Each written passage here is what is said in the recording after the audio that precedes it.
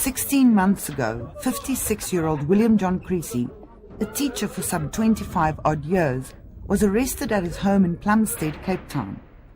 In his flat, police discovered the biggest amount of child pornography ever confiscated in the Western Cape. The most shocking discovery was that most of the photographs of the more than 400 young boys had been taken by Creasey himself.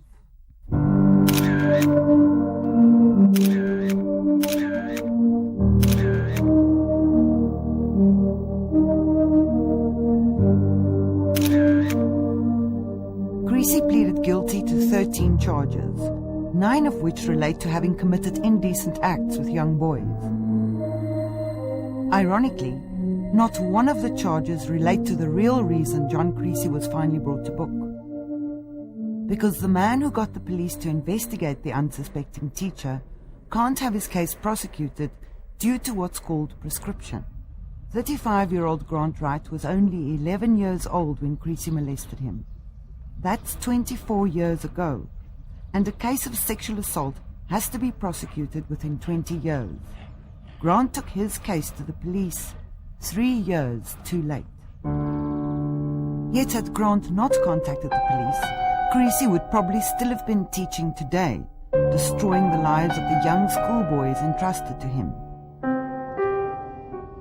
Grant used to think back to his primary school days and the times he spent with his former teacher. But he didn't dwell on what had happened between him and Mr. Creasey. Yet for some reason Grant felt alienated from life and devoid of emotion, an emptiness that alcohol, raving, drugs and obsessive sex couldn't fill. I was going through a lot of emotional turmoil, up and down the whole time. How my wife stuck it over the 3 years, only she would know.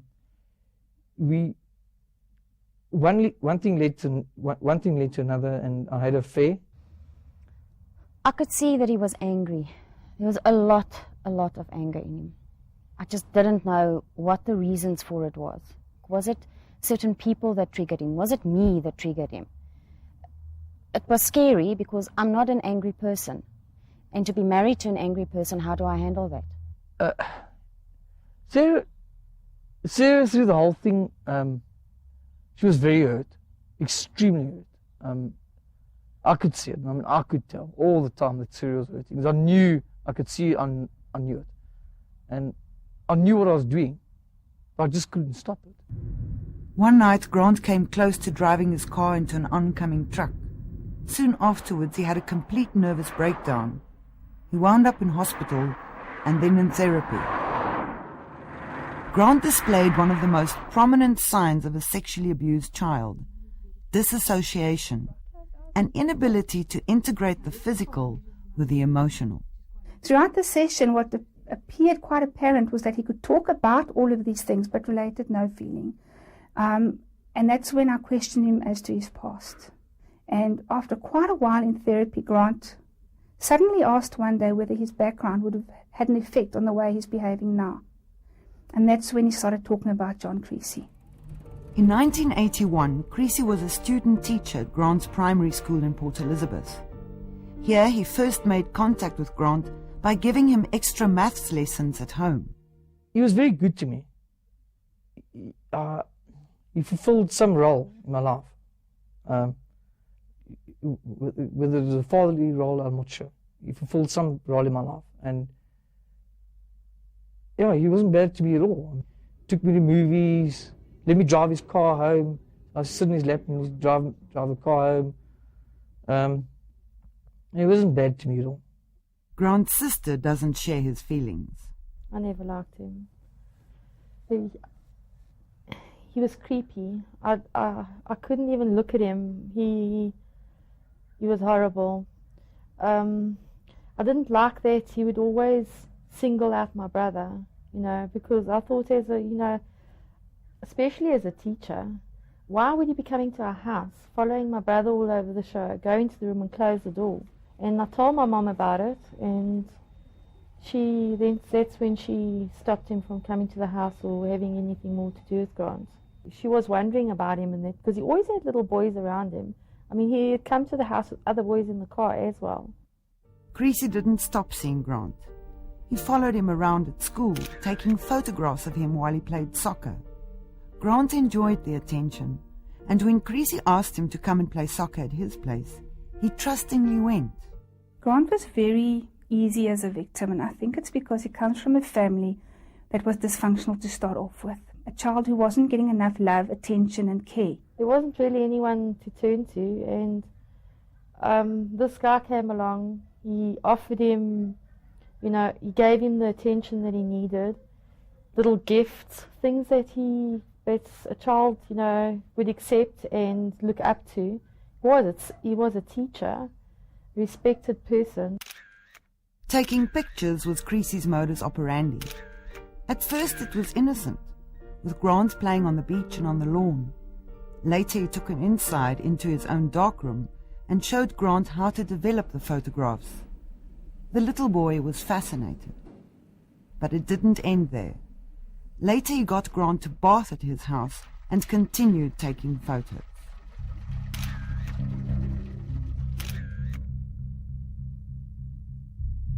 Took a lot of photos. He used to sit in the toilet, take photos of me while I was bathing, no clothes on, with a full erection.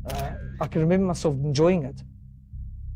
So that was the hardest part about me to come to terms with, that I actually enjoyed it when I was a kid, but it was so wrong to happen to me. And then it became masturbation, and then became oral from his side, and that. He used to used to masturbate me, and he did oral sex with me. And at some stage, then he asked me to touch him, which I did, being a kid. When we return, Grant tracks down his abuser.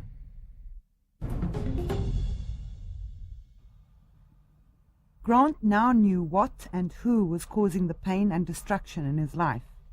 He embarked on a mission to track down and confront his former teacher and abuser, John Creasey. I didn't feel he wanted revenge as much as he needed justice. He needed it to stop, and he needed the control and the power to come back to him and get taken away from John Creasey. Otherwise, psychologically, you always feel that in some way you are still under his control, and in some way he still makes you feel things that you don't have any way of changing. He could still be doing it, if not to his own kids, to other kids. Grant first went back to his old primary school, but the school had no records of the student teacher who taught there 24 years ago. He went to Nazareth House, where Creasey had lodged, but the nuns who were there now never knew Creasey and were shocked to find out that he had lived there at all. Nazareth House is now a retirement home. Not surprisingly, it was a children's home when Creasey had abused their goodwill and trust. Grant was desperate by the time he knocked on the door of the PE Technikon. The old College of Education had closed down. It seemed like another dead end. But then Grant found out about Professor Louis van der Walt, the former college rector, who was retired and living in Uitenhage. Morning. Morning, Grant. How are you? Expecting you. Fine, thank you. By the time I knocked on his door, I was moodless. It was sucked. I was really, really tired, and I tried everything, and I thought, this doesn't work, I don't know where I'm going to start. I was tremendously shocked. I couldn't believe what Grant was telling me, and that was because I knew John Creasey as a first-year student. As a matter of fact, that first year I was superintendent of the men's residence, and I knew him very well. I knew him as a very neat, well-turned-out person, longish hair, reddish tinge, and a beard. But he was always very, very polite. He told me before that he had been a priest, but he didn't feel the calling anymore, and he wanted to become a primary school teacher. Though the professor had really liked and trusted the 31-year-old student, he couldn't ignore Grant's distress and didn't doubt his sincerity. I think that having been involved with young people at tertiary level for 28 years, I can say that I grew to know people rather well but in Creasey's case, ons sê in Afrikaans, jy sien iemand voor die bors, maar nie in die krop nie. And that saddened me tremendously. When Grant phoned Professor van der Walt a few days later, the professor had found a copy of Creasey's graduation certificate and gave him his ID number. After a few more calls, Grant knew that Creasey was teaching at Grassy Park High School near Cape Town. It took more calls, several emails, and trips to Cape Town to convince the police to investigate Creasey. They had no evidence, only Grant's statement. But because it was so convincing, they did monitor Creasey's activities, and after many months of intensive investigation, he was finally arrested. He later pleaded guilty to 13 charges relating to the sexual abuse and exploitation of children. But Grant's case didn't count, due to prescription. One of the most detrimental aspects of the law at the moment around prescription is that once that period of time has passed, the 20 years in terms of an indecent assault, you have victims who are not going to be able to get any closure through the criminal justice process. And you have people that literally are walking around wounded, unable to heal themselves if that is a particular process that they need to go through. I think we've got Grant as a perfect example, and I think he's one of lots of people. That 20 years, the time is irrelevant, the damage is permanent. So whether the law says after 20 years, that's time up, in real life, time's never up. It lasts forever. Grant did get the opportunity to confront his abuser after one of Creasey's court hearings. When I seen him come down the stairs and he came walking towards me, I just started getting soft inside. I looked at him for a while, and I looked at him, and he looked so bedraggled, he looked so confused, he looked so stuffed. I said, "Why did you do it to me?" And he looked at me, and he looked away, and he stared, and you could just see this dull look in his face. He was totally bedraggled. He said to me, "I beg you for your forgiveness," and he asked me 3 times, and at the time, I actually felt very sorry for him, but I couldn't say that to him. After so many years, John Creasey never once asked for forgiveness until he was caught. Only after he was caught, suddenly there's so much remorse, the need for forgiveness, need for apologies. It doesn't hold very much water after so many years when he's been caught before, promised to go into therapy, has attended and done nothing. He only has remorse now. When it's so late, it's very hard to believe. I was told that Creasey was arrested in 1995 for sexually abusing an 8-year-old boy. He sexually sodomized the kid, and I thought, well, 2003, he's still a teacher. In 95, he abused a kid. What has gone wrong? After the break, the teacher who got away with it.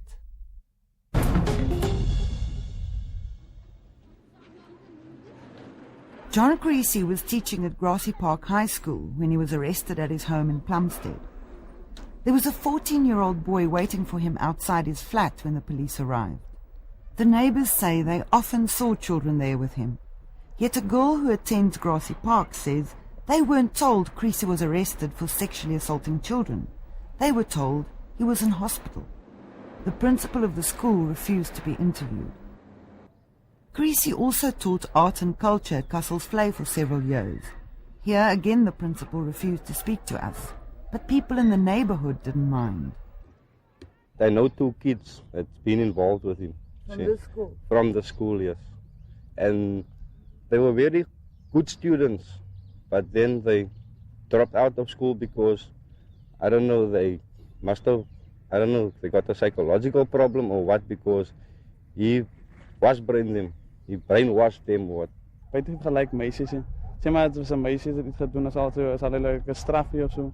Of boys wat hoe kan ik zeggen, wat een beschoffeld of zo. Like, dat moet gentle is. Dan lijkt het dat hij al de camera geeft daar bij de school. Dat hij veel afneemt en zo. Dat zal hij het nog aanzet. Maar dat weet ook zo niet aan is. Dan zal ik even zeggen aan. Maar als hij niet altijd aan, kijk, hou naar veel top en zo. En hoe is ook zo. Soms geef je lekkers en zo. Omkoeperig. Nou, ik heb het bij van hem gehouden, want ze manier wat hij geeft. Inagayan zal hij lopen met de camera op die schoolgronden en foto's vat van enige een nie, mevrou. Sien mevrou, daarom ek het self gekyk. Hy kan nie wel hoe kan ek sê reg wys in sy kopie om rede. Iemand sal die foto's vat net so van enige seun en is net seunskinders wat hy van foto's vat, mevrou. En dat we ons vertel van skilderye, ons kan kaalprente bring en dan kan ons teken en allerlei goede. As amper soos hy was openlik gewees, maar ek weet nie wat was die probleem. Hy man is siek, man. Hulle moet hom wegsit vir 'n klompie jare. The evidence gathered in the case shows that over a period of almost 30 years, Creasey had many more victims than the ones he had confessed to. There were also a number of victims that we had that we probably could have proceeded with, but they were reluctant to pursue the case. They were not in any particular position to do so due to trauma.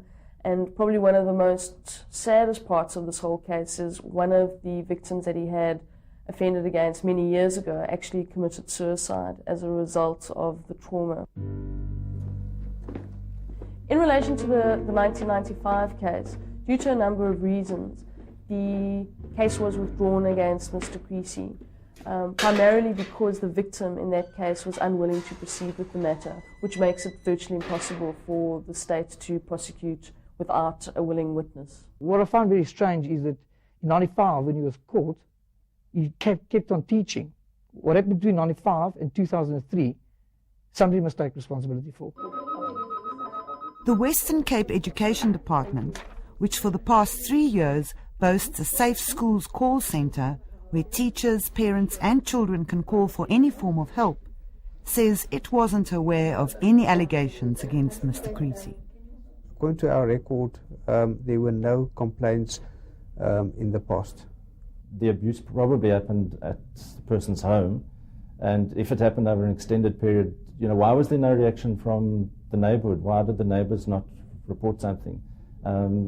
Child abuse is not just an educational problem, it's a societal problem, and we should all be looking after the best interests of every single child.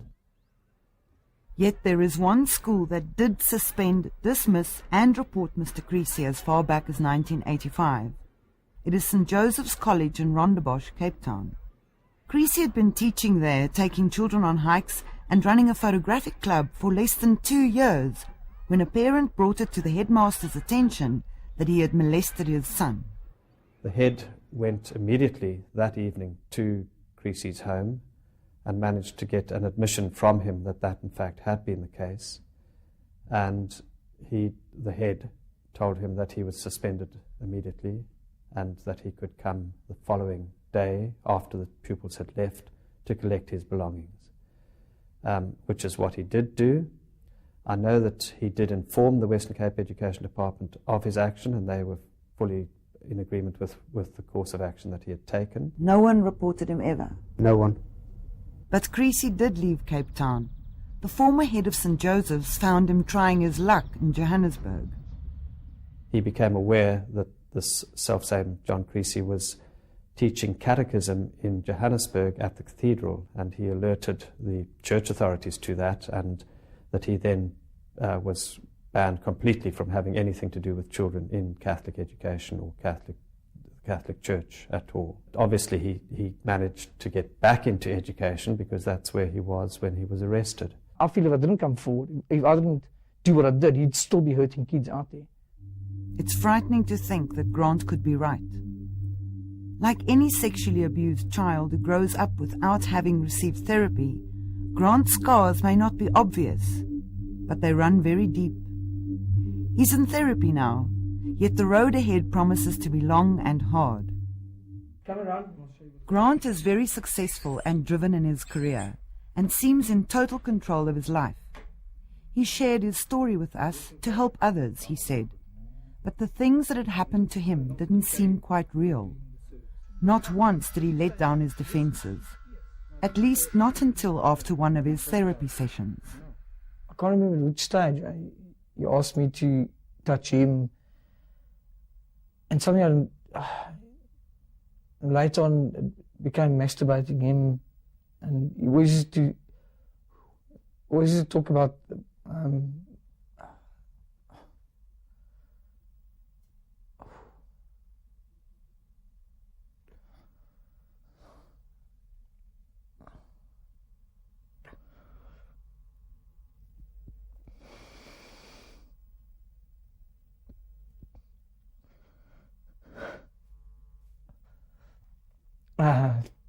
much he could come and all that, and never thought anything about it.